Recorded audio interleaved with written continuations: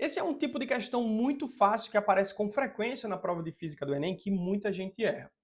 Eu já apertei várias vezes na tecla aqui no canal de física da mentoria que o pensamento intuitivo, ora pode ajudar, mas ora ele pode atrapalhar muito você. Lembrando que o pensamento intuitivo é aquela forma como naturalmente você pensa, a forma como a sociedade, de maneira espontânea, pensa. É um pensamento aristotélico, né? Só que é muito interessante que você estude a teoria para que você corrija esses pensamentos que espontaneamente você pensa de maneira equivocada. Esse é um tipo de questão que aparece com muita frequência na prova de física do Enem e muita gente erra. O que é que acontece? A gente tem uma tirinha aqui do Garfield sofrendo uma insolação, né? Perceba que ele está exposto à radiação solar e ele fica insolado, ele se bronzeou mais do que deveria. Ele sofreu a ação biológica dos raios solares. Mas vamos lá, Daniel, qual seria a radiação, o espectro da radiação eletromagnética que gera esse efeito aqui biológico no indivíduo, gera essas queimaduras superficiais ou até queimaduras um pouco mais internas? A faixa específica que promove isso daí é a faixa do ultravioleta. Até aprofundando um pouco mais, olha só, nós temos três radiações específicas que chegam na Terra, UVA, UVB e UVC. O UVA consegue penetrar e chegar aqui na nossa superfície da Terra. O UVB ele é bem atenuado quando passa pela camada de ozônio e o UVC ele é totalmente absorvido pela camada de ozônio. Lembrando que o UVC seria o mais danoso para a gente, né? Mas, por sorte, nós temos ali a camada de ozônio e absorve completamente essa radiação. Então, o que a gente está exposto hoje é o VA, o VB, então é super interessante que você faça a proteção solar, né, na sua pele com um protetor solar adequado para UVA e UVB. O UVC nem chega na Terra, então não faz sentido a gente utilizar protetor solar UVC. Claro que existem algumas recomendações médicas que usam o UVC, né, para ter uma camada extra de proteção. Mas lembrando que o que chega aqui na superfície da Terra e você de fato precisa se proteger é o VA e o VB, beleza? Então nessa questão aqui, ó, da tirinha do Garfield, perceba que o que gerou esse processo de insolação nele foi uma exposição acentuada à radiação ultravioleta.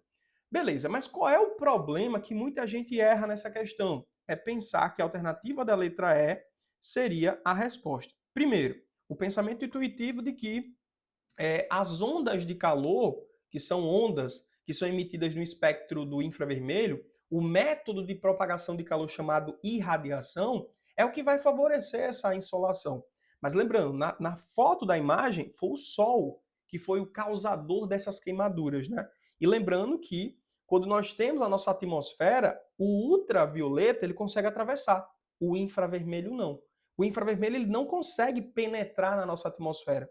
O infravermelho que nós temos hoje aqui, que provoca, né, a camada, ou melhor, provoca o efeito estufa, é justamente do calor que são emitidos pelos corpos que existem aqui.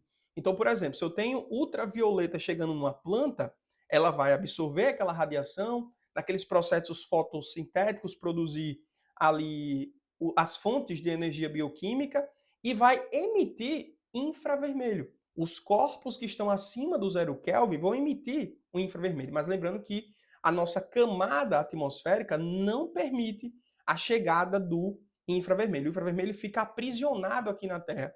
Então, se nós temos radiação infravermelha sendo propagada, é dos corpos que estão na Terra e não de um corpo que veio lá de fora e emite aqui para dentro da Terra. Então, lembrando, o que vai favorecer essa insolação que aconteceu aqui no Garfield, né, vai ser justamente a radiação ultravioleta, especialmente o UVA e o UVB. Apesar do método de propagação de calor por irradiação ele conseguir transportar calor, mas ele não consegue atravessar as camadas da atmosfera, beleza? Então, o que faz gerar essa insolação no Garfield é justamente o ultravioleta. E eu ainda reforço, tá? Essa correção do pensamento intuitivo ao querer marcar infravermelho. Imagina que você tem uma lâmpada incandescente na sua casa. E você tem o objetivo de se bronzear com essa lâmpada incandescente. Vamos lá. Você consegue se bronzear com a lâmpada incandescente? Pô, Daniel, eu fiz isso aqui semana passada, cara. Tentei, mas não consegui se bronzear. Pois é, não tá. você não consegue se bronzear com infravermelho. Você se bronzeia, né, com ultravioleta. E caso você vá para uma câmara de bronzeamento, né, você vai ser incidido, vai receber radiação ultravioleta, beleza? Então esse é mais uma questão fácil que muita gente erra. Lembrando que ao corrigir isso aqui, pelo amor de Deus, não comete mais esse equívoco.